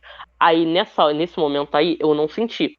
Mas logo depois eu comecei a sentir que meu dedo tava doendo, eu pedi pra sair, aí eu saí, colocaram outro no meu lugar, entende? Por isso que quando você tá de sangue quente, a reação ela demora um pouco mais pra você perceber. Só que o sentimento continua o mesmo. Continua o mesmo. Se você tá de sangue quente, demora um pouco mais, mas você vai receber a dor, a não ser que, como eu digo, tem alguns casos assim. Mas também tem alguns casos em que a dor ela não é tão agravante, a um ponto de você realmente conseguir sentir ela. Vamos supor, você toma um beliscão. Eu não chego a dizer que dói, mas, pô, vamos supor, você toma um peteleco no ouvido. Pra mim não dói, entende? Doer, doer não. Você vai realmente receber essa informação. Só que a dor, entende? A dor que eu quero dizer, ela, tipo, isso aí realmente é uma dor. O peteleco, o beliscão, é uma dor. Só que eu quero dizer, tipo, dor num sentido mais pesado. Continua. Não que tomar um peteleco, beliscão não seja uma dor que você possa fazer com todo mundo. Mas, tipo, eu não considero muito. Mas levando na lógica, realmente é uma dor. Só Entende? que, gente, é o seguinte, a gente tem que diferenciar o que é o mecanismo físico que ocorre junto com a dor do que é a dor. Porque eu já li a definição do dicionário para vocês, tá? Dor é uma sensação. Agora, é possível que haja uma sensação que não está sendo sentida? Não. Não, não, não. Ok, então vamos lá. A dor, portanto, ela depende de um sujeito que a perceba para existir. O Uhum. tiro é um evento perceptível e, como apenas percepções podem ser percebidas, o próprio tiro depende de algum sujeito que o perceba para existir. Agora, vamos pensar. Uma percepção em si mesma, ela tem o poder para fazer algo? O que seria a percepção, né? Pela vista, nós recebemos percepções visuais, pelo tato, temos percepções táteis, né? Temos a sensação de Uhum. maciez ou dureza, etc. Todos esses elementos que nos afetam, eles são passageiros. Só que existem algumas percepções que são constantes, como as máquinas que nós estamos usando agora para nos comunicar, elas são o que? Estáveis.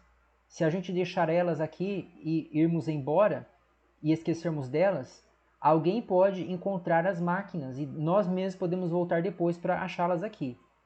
Então, existem percepções que nos afetam com regularidade, que seguem um padrão, que são diferentes de percepções rápidas que aparecem e logo vão embora. O tiroteio é uma percepção estável, porque ele dura por um tempo considerável que a gente pode medir. E ele pode ter consequências, inclusive permanentes, né, para a vítima. O tiroteio, que é uma coisa que nós sentimos, que nós vemos, ele mesmo possui o poder para determinar a existência de alguma coisa. Analise o tiroteio. Ele é um conjunto de imagens, né? A bala entrando no organismo, a sensação associada a isso, a imagem do sangue escorrendo, isso tudo são elementos o quê? Perceptivos. Portanto, eles dependem de um sujeito que os percebam. Como que o conjunto de percepções tiroteio vai determinar com segurança uma outra percepção chamada de dor? Você vê uma conexão necessária entre essas duas coisas? Ou será que a conexão é apenas coincidente? E nós estamos acostumados a ver uma coisa seguindo a outra, então nós ficamos induzidos a entender que uma coisa leva a outra. Cara, essa pergunta que você fez para mim, eu não sei muito bem como eu vou te responder, mas eu acho que eu vou fugir um pouco do assunto, mas, quer dizer, não é do assunto, mas eu fugi da sua resposta.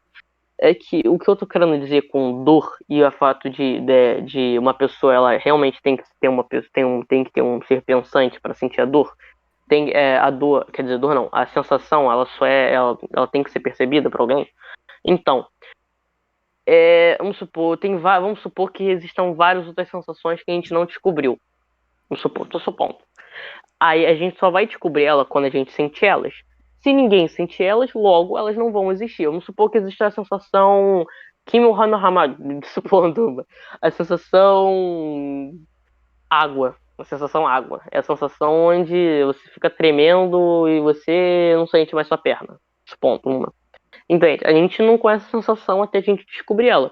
E pra gente, e como isso aí vai mais do que eu tava querendo dizer, né? Você me perguntou, uma sensação, para ela existir, ela tem que ser percebida. E eu acho que sim, ela só vai existir se alguém perceber. Se alguém não perceber essa sensação, o que é o caso quando as pessoas, quer dizer, alguns casos isolados de pessoas que têm o sistema sensorial danificado, aí é o que acontece com elas, pô. Elas já não percebem a dor, logo a sensação delas não existe, logo a sensação dor não existe? Não, porque são casos isolados onde o sistema sensorial está danificado. Aí o que acontece é o seguinte, eu sei que eu tô fugindo bem do ponto, mas eu vou tentar alinhar minha resposta com essas coisas que eu tô querendo dizer agora. O que acontece é o seguinte, aí esses casos isolados, eles não determinam todos os outros casos. Por quê? Porque esses casos isolados, eles têm um problema, normalmente eles têm um problema no sistema sensorial. Aí o que eu tô querendo dizer com isso? E sim, a associação ela realmente precisa de alguém para ela poder, realmente precisa ser percebida, realmente precisa ser percebida para poder se sentir. Percebi que eu tô querendo dizer você querer sentir ela, vamos supor. A sensação de você se afogar. Se o único jeito de você sentir ela é se você se afogar. Só que se você se afogar, você não vai conseguir dizer. Então, vamos supondo, tá? Se afogasse, se ele fosse uma sensação, entende? Se afogar fosse uma sensação, a gente nunca saberia dela, porque se a gente se afogasse, a gente morreria. E eu sei que eu tô fugindo um pouquinho do ponto, um pouquinho não, bastante. Só que a parada é a seguinte, então, se afogar não é uma sensação porque a gente não consegue sentir? Sim, porque se a gente sentir, a gente vai morrer, logo a gente não vai conseguir sentir de novo. Porque, não, sentir de novo não. Se a gente sentir isso daí, logo a gente vai morrer. Então não tem muito como a gente descrever a sensação, entende? Por isso que eu digo, não, né? Por isso que eu tô querendo dizer. A sensação realmente ela precisa ser percebida para você poder, como é que eu posso dizer? Para ela poder realmente existir, entende? Porque não adianta nada eu falar que existem várias sensações que a gente não conhece. Elas não existem porque a gente realmente ainda não sentiu elas. Porque ela só vai existir quando a gente sentir essa sensação. A sensação de calafrio. Antes da primeira pessoa ter um calafrio e descrever como é a situação, ela não existia. Porque por mais que outras pessoas tenham essa sensação, elas, quer dizer, a primeira pessoa que teve um calafrio, supondo, e conseguiu descrever, ela descreveu a sensação de ter um calafrio. Logo, existe a sensação de calafrio, mas agora a sensação de você estar boiando no ar. Entende? Ninguém fez essa descrição, ninguém teve essa sensação. Porque ninguém percebeu essa sensação. Porque é uma sensação até que um pouco ilógica. Tá, Entende? entendi. Mas deixa eu te Eu tô... fazer. Então, deixa eu colocar em outros termos, já que ficou complicado para você. Porque realmente essa pergunta ela exige assim um bom treino para você poder pegar o jeito dela, tá? Talvez você não tenha compreendido. Deixa eu colocar fazer uma outra pergunta. Você concorda que uma causa para produzir um efeito deve conter este efeito em si mesma, ainda que de modo meramente potencial? Não. Por quê? Quer dizer, desculpa, quer dizer, não, porque, cara, não necessariamente, quer dizer, não necessariamente essa causa, que a causa eu tô querendo dizer no sentido que eu interpretei. Não necessariamente a causa, ela tem que ter isso daí. Entende? Por isso que eu tava querendo dizer aquela parada anterior da dor, entende? Não necessariamente. Tá, então você acha que é possível que uma coisa produza algo sem que este algo já estivesse nessa causa, ainda que de forma meramente potencial?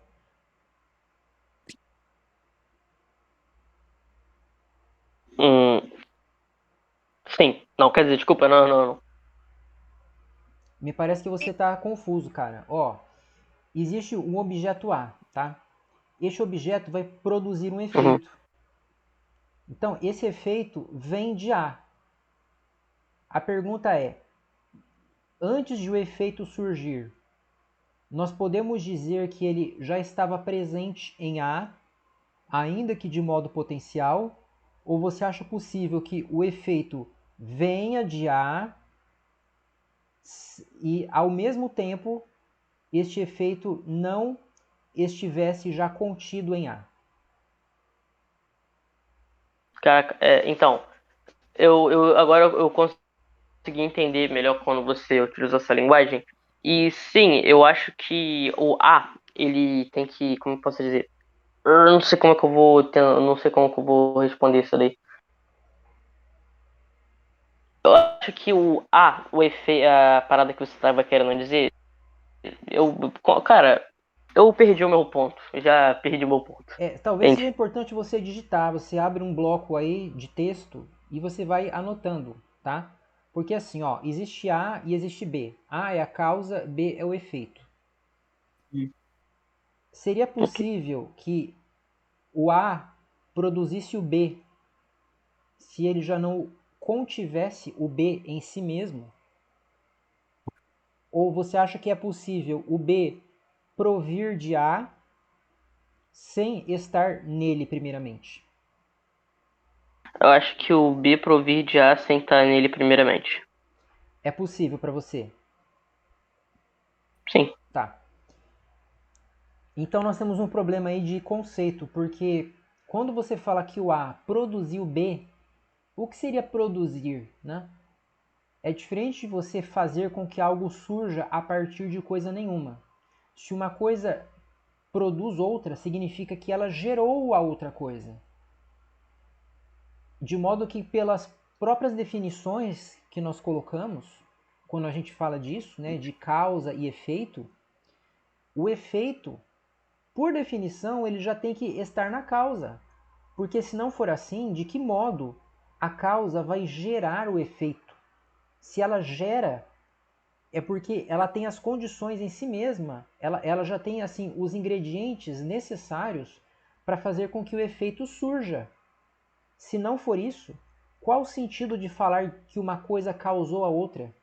Se você não consegue dizer que essa coisa que surgiu, ela saiu da coisa anterior, sabe? É assim, eu não tenho nem como descrever isso. Qual que é o sentido de falar que uma coisa gerou a outra sem que essa outra coisa já estivesse na primeira? Então, qual que é o sentido de falar de causa aí?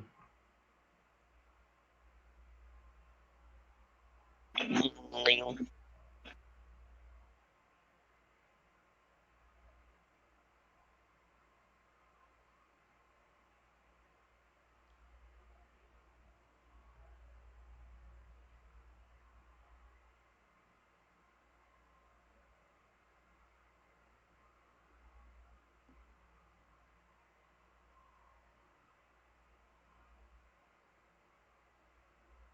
Ô, Rafael, saindo um pouquinho desse assunto aí, né? O que você acha sobre a questão da mulher abortar o bebê? Eu entendo que o aborto, a partir da 12ª semana, é um assassinato, porque ele envolve a destruição de um ser que tem senciência e que se equipara a nós no que diz respeito ao fato de ele já ter o potencial para progredir e se tornar um ser autoconsciente no mesmo nível que nós. E o que vai impedir isso é apenas um evento extraordinário, como uma intervenção ou então algum acidente grave, alguma doença que faça com que a vida dele tenha fim. E, portanto, você impedir esse desenvolvimento natural desse ser que já tem a capacidade de sentir, que já tem uma subjetividade, é algo que é injustificável, porque envolve você eliminar a vida de um ser que se equipara a nós nesse ponto, né? É um ser que Uhum. já é uma pessoa ali que é uma pessoa que ainda não tem biografia apenas, sabe? A diferença entre ele e nós é essa. Ele ainda não teve a oportunidade de se relacionar, né, e deixar a sua marca, o seu legado na história. Antes da décima É, segunda semana, deixa eu concluir. aham, Antes da décima foi mal. segunda semana, esse ser, ele ainda não tem o aparato neuronal que indica que ele tem a senciência, ou seja, ele não tem cérebro. O cérebro é uma percepção que está nas mentes, né, finitas, e quando nós vemos o cérebro relacionado a um organismo que se desenvolve, que se mexe, nós podemos saber que esse organismo já tem uma subjetividade.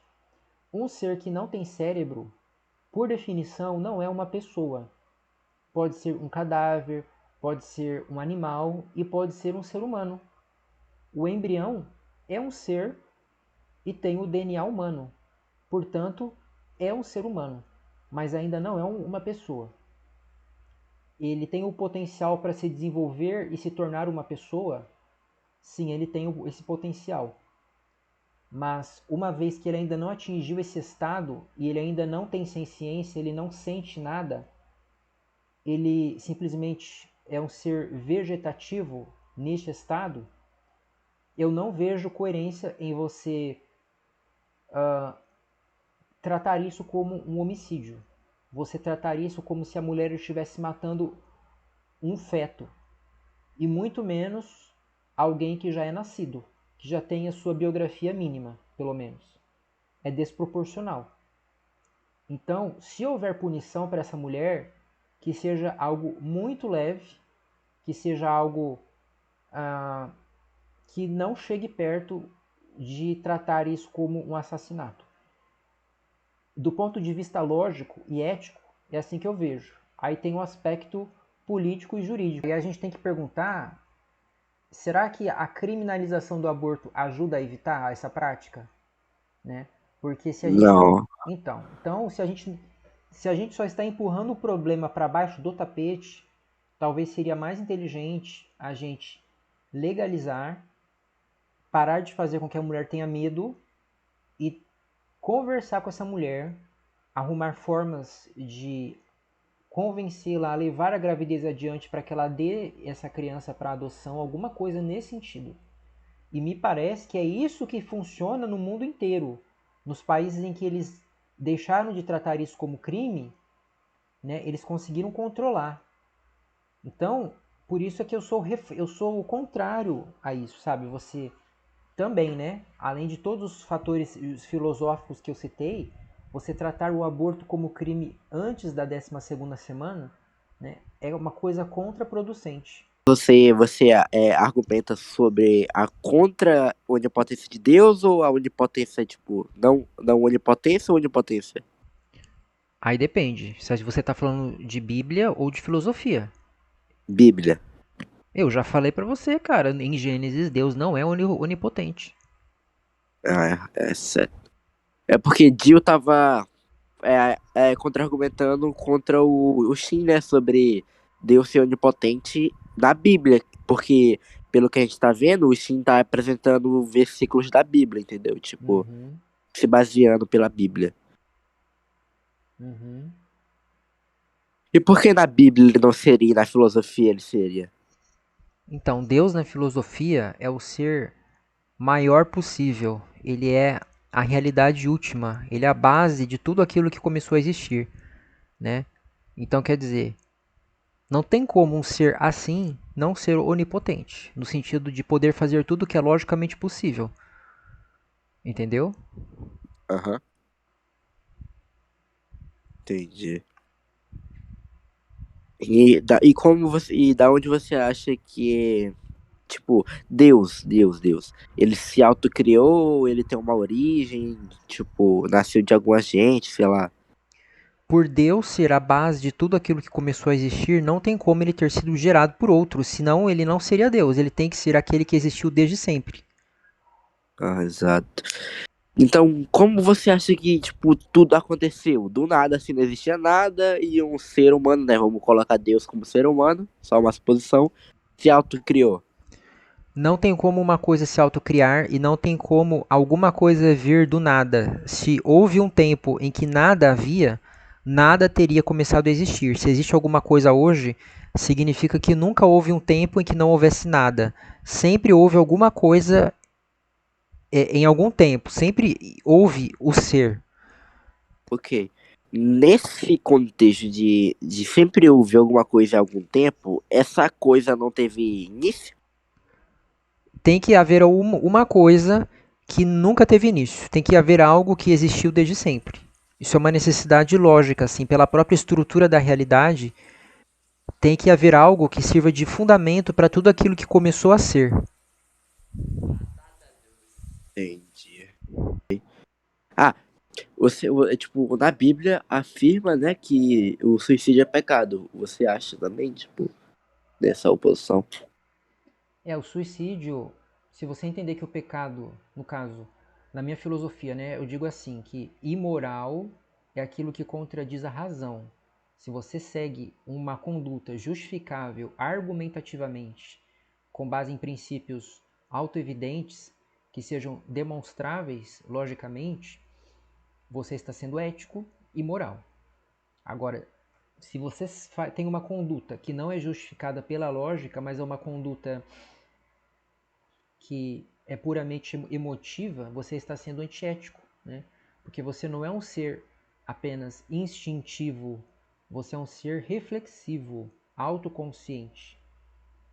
E nessa medida, você, quando se suicida, aparentemente você está fazendo o quê? Você está fazendo algo contrário ao seu interesse. Se você tem uma dor extrema que você não consegue suplantar e você tira a sua vida em razão disso, aí talvez você tenha tomado uma medida justificada. Então você tem que olhar o que levou essa pessoa a se suicidar. Será que foi apenas porque ela tinha uma tristeza profunda e não via sentido na vida? Bem, isso poderia ser resolvido, né? Muitas pessoas conseguem contornar esse problema. Agora, se ela tem uma dor extrema, ela tentou todas as formas para reverter isso, para amenizar essa dor. Por que ela está com essa decisão tão radical assim, né? Então, cada caso é um caso. A minha ética é uma ética muito do caso concreto. Não dá para você colocar uma regra absoluta abstrata. A regra absoluta e abstrata é essa, de você agir de modo que a sua conduta seja justificada com base em princípios lógicos e ponto final. Agora, na hora do vamos ver, é você que vai procurar se você tem ou não razões para agir dessa forma. E eu não tenho como me colocar no seu lugar para julgar a sua conduta. Esse que é o grande problema na minha ética, sabe? eu nunca vou conseguir saber exatamente se aquela pessoa agiu de forma ética ou não, porque talvez naquele ponto em que ela estava, havia algo que a levou a acreditar que ela estava agindo corretamente. Entendi. É tipo assim, quando a pessoa se suicida, não existe no inferno, né? Que não existe. Ela vai pra onde? Como eu falei pra vocês, cara, eu não sei se existe vida após a morte. Então, se tu acha que não existe vida após a morte, o que acontece com a gente? Eu não Tipo, sei se existe vida após a morte. Não é que eu sei que não existe. Eu estou falando que eu não sei se existe. mas assim, entendi. Mas o que você acha é que a gente não vai existir nada, sei lá. Só um ponto de vista Existem seu. alguns casos de pessoas que, assim que aprenderam a falar, começaram a se lembrar de uma vida anterior, tá? E isso foi confirmado depois com investigação que foi feita e viu-se que realmente essas vivências aconteceram, né? Então eu entendo que é possível que nós voltemos em outros corpos, tá? Agora, eu não sei se isso vai acontecer com todos. Aconteceu já com milhares de crianças, né, que Como assim? renasceram.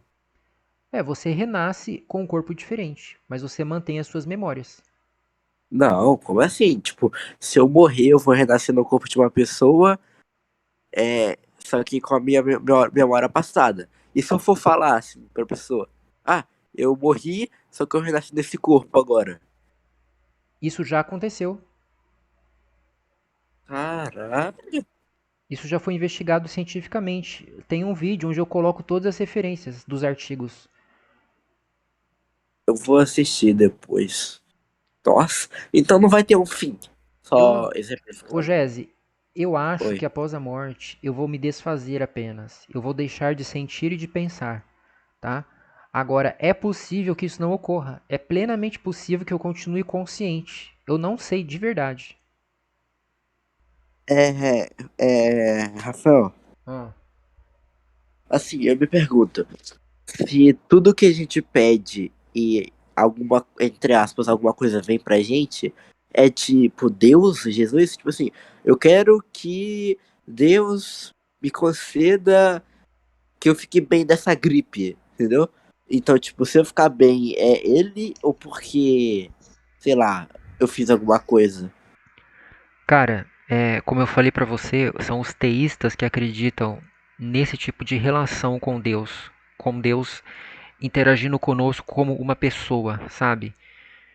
As pessoas é que agem dessa forma, de modo inconstante, né? Enquanto Deus, no deísmo, é um ser que apenas criou o universo e não estabelece nenhum meio para que a gente possa interagir com ele. E no panendeísmo que eu defendo, Deus, ele é um ser que a gente alcança pela razão apenas, ele é o criador de tudo, mas ao mesmo tempo ele é a própria realidade. Toda a realidade é manifestação dele. Sabe, Deus não fez com que as coisas surgissem do nada.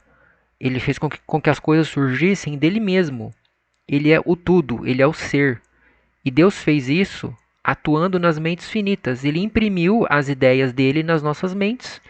Então a gente percebe tudo isso que nós temos no universo que são manifestações de Deus, são ideias que estavam na mente dele e que agora estão na nossa mente. E então você perguntar se eu pedi uma coisa e eu consegui, foi Deus que fez? Bem, tudo na minha filosofia é obra de Deus. Deus, nós estamos dentro dele, então é ele que faz tudo. Todo o poder vem dele. Não há nada à parte ou paralelamente a Deus. Agora, não é que Deus vai agir em resposta à sua oração e Deus vai fazer uma coisa porque você pediu. Sabe, Deus é altíssimo, Deus é excelso, Deus está acima de qualquer desejo da mente finita. Não existe isso de a mente finita pedir uma coisa e Deus atender porque ela pediu. Não é assim que funciona. Isso aí é ilusão, cara. Você abordou, né, aqui sobre a questão de vivermos, estarmos dentro de Deus. Eu não entendi essa frase aí. É exatamente isso, cara. Deus é uma mente suprema que envolve todas as coisas. Não há como haver algo fora dele. Ele é a realidade, tudo é manifestação dele. O universo é uma forma figurada, visível e tangível do Ser Supremo. Então, tipo, ele não é como. Assim, vamos botar ele como uma figura humana. Que. Vamos botar ele como uma figura humana. Ele é Deus. Ele é um Deus, né? Tem poderes de Deus, é um Deus. Mas tem a figura humana. Então, tipo, você disse que a gente vive dentro dele. É, Uhum. nele ser Deus, sem figura humana, o multiverso seria uma parte, tipo, estar dentro dele. Ele estaria Uhum. dentro de tudo, assim. Uhum. Sim, tudo está dentro dele, de Deus. Entendi. Então, você acredita na teoria da criação, certo? Depende, cara. Veja bem, a criação que eu defendo não é a criação dos teístas. Como eu falei, eles dizem que Deus fez com que tudo surgisse do nada.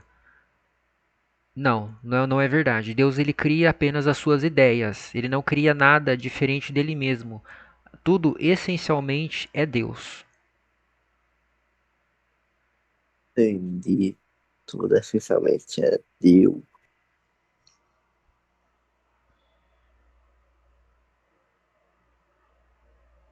Tarara. O que você acha sobre a política brasileira, tipo, Bolsonaro e tal? A política brasileira é horrível porque a grande maioria das pessoas não se preocupa em se informar em fontes fidedignas, em ouvir os dois lados com isenção. As pessoas votam do mesmo jeito que elas escolhem a sua religião. Dificilmente você vai ver uma pessoa que, para escolher uma religião, fez uma pesquisa séria em todos os lados.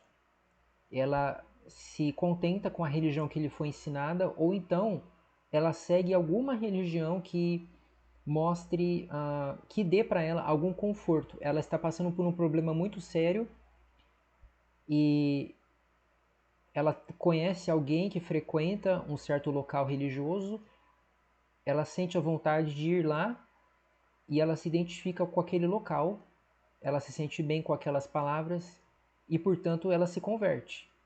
A política é assim também. Raramente você vai ver uma pessoa que ouviu os lados, que conhece os argumentos contra e a favor dos assuntos. Até porque não se trata de argumentar sobre assuntos. É uma convicção íntima e pessoal. A pessoa gosta ou não gosta daquele político. Ela sente que ele é confiável ou não, e ponto final. É isso Ah, o grande problema. entendi. Então, o que você acha aí sobre o argumento teleológico? É contra, é a favor? É o seguinte, o argumento teleológico é vicioso. Eu não sei como que alguém pode defender aquilo a sério, porque ele diz que o universo tem uma aparência de ter sido projetado para abrigar a vida.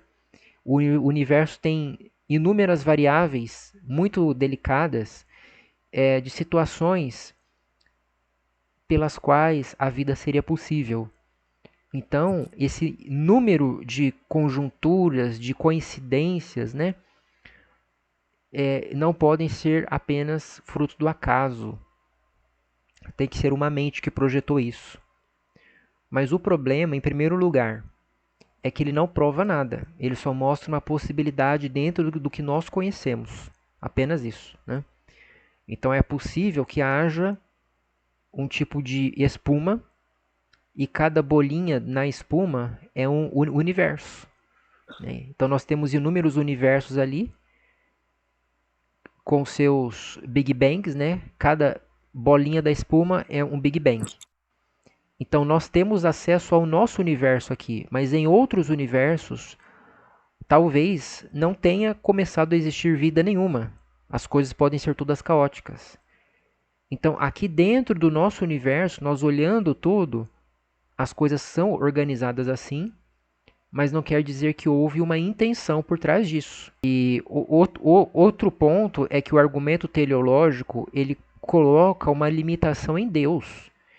Ué, se Deus é todo poderoso, por que ele está condicionado a essas variáveis?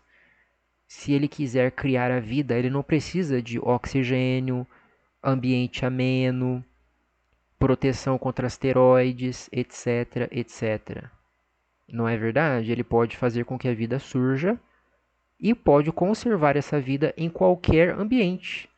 Pode conservá-la na superfície de Marte, nas regiões abissais do oceano, etc, etc. Então, esse argumento teleológico nunca deveria ser usado por alguém que quer realmente mostrar as coisas, né? É isso. Entendi. Eu tava vendo aqui no seu canal e você fala sobre sua filosofia, o que ela se formula basicamente. A minha filosofia é um racionalismo.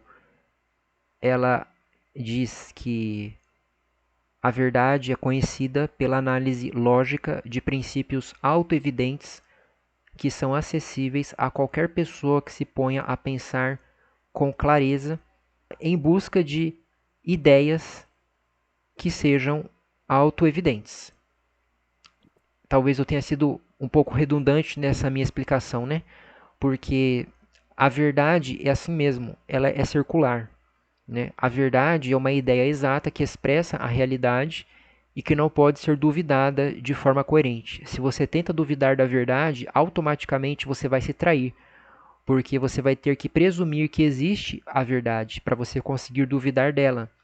Se você vai construir qualquer argumento para ele ter consistência, você já vai ter que presumir que existe uma forma de atingirmos alguma certeza, que existe uma forma de atingirmos a verdade. Quando você fala, ó, pode ser que não exista nenhuma verdade, você está dizendo que é verdade que pode ser que não exista nenhuma verdade. É isso que você está falando no fundo, né? Se você diz, ó, eu tenho dúvida de que existe a verdade.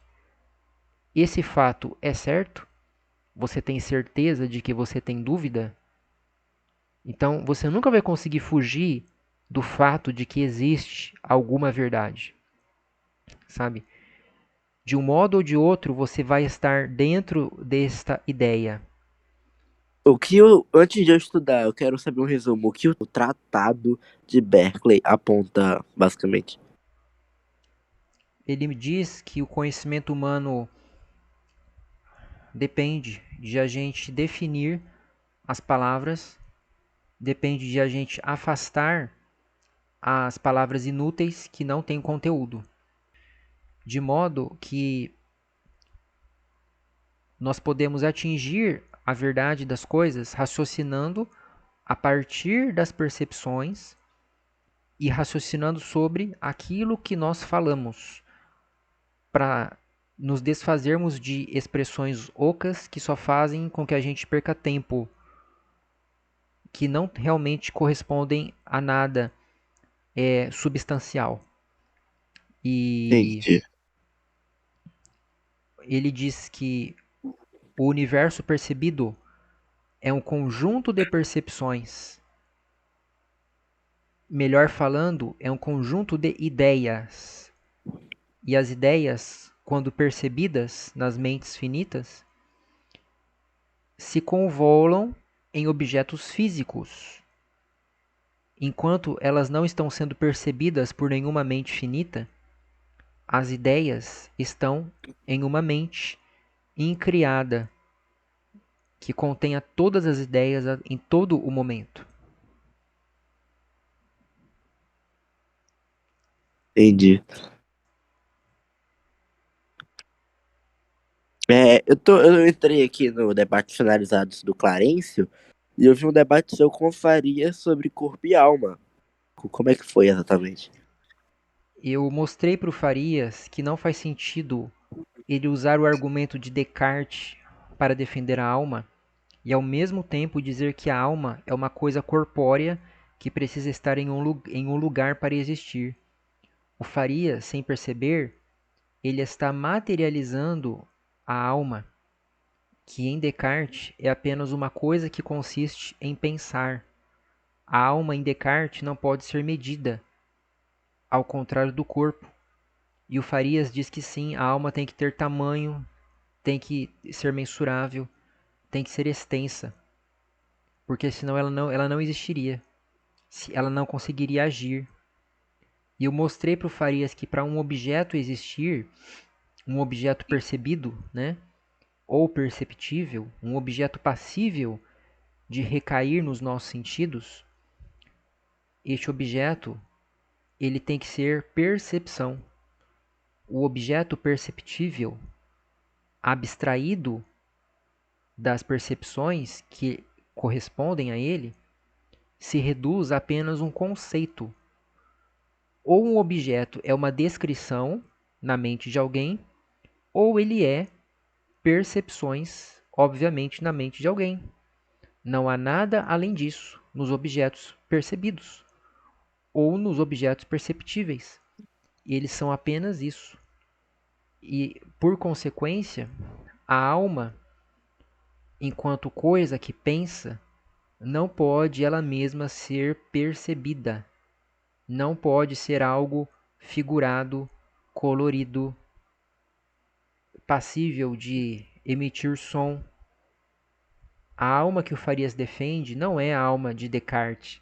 Ele defende um conceito similar ao senso comum de um fantasma que sai do corpo e que perambula por aí. Ou seja, ele está trazendo o conceito de alma como se fosse uma cópia do corpo físico, com a diferença de que a alma não depende do corpo físico, né? A alma, com o desligamento do cérebro, não quer dizer que ela vai deixar de existir. O corpo, sim, com o desligamento do cérebro, ele deixa de funcionar. Mas a alma, ela poderia não só existir sem o cérebro, como funcionar sem o cérebro. E aí eu perguntei para ele, Faria, se eu fosse um materialista aqui e dissesse para você que o corpo já supre a função da alma, que é o corpo que pensa, e a mente não é nada além do funcionamento dos neurônios, de modo que com a parada do cérebro, a sua pessoa vai deixar de existir. E sabe o que ele me respondeu? Foi. Eu não tenho resposta. Ele disse que ele não teria como me refutar se eu defendesse isso. Ou seja, o Farias está jogando o jogo dos materialistas sem perceber. Ao mesmo tempo que ele diz que o materialismo é morto porque as coisas abstratas existem, como lógica, matemática, tempo e espaço, mas ele diz ao mesmo tempo que a vida, as mentes, todas elas, têm causa, né? Que a realidade última é inconsciente, é o conjunto das realidades abstratas. E esse conjunto criou a realidade concreta. E aí eu pergunto, como é possível, Farias, que a realidade abstrata faça isso se não existe nenhuma semelhança entre o abstrato e o concreto? De que forma o abstrato vai conseguir gerar o concreto se o abstrato é parado, se ele não tem forma, não tem consistência, não tem tamanho, né? E ele diz que ele não sabe, mas ele só pode acreditar nisso, porque não existe alternativa para essa ideia. Se o universo teve início, como é óbvio que teve, né? Porque o passado infindo é impossível, tem que ter havido algo que deu origem. E a única coisa que nunca foi criada, segundo Farias, é lógica, matemática, razão. Razão não. Lógica, matemática, tempo e espaço, né?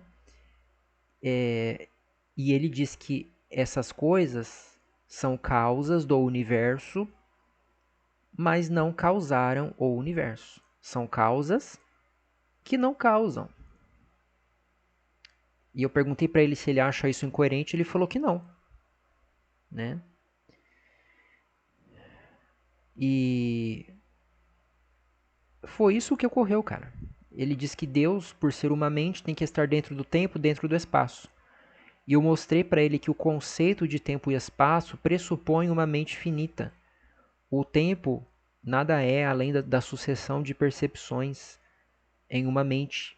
E essa mente tem que ser finita, ela tem que ser afetada por algo maior que ela, porque senão ela não conseguiria perceber.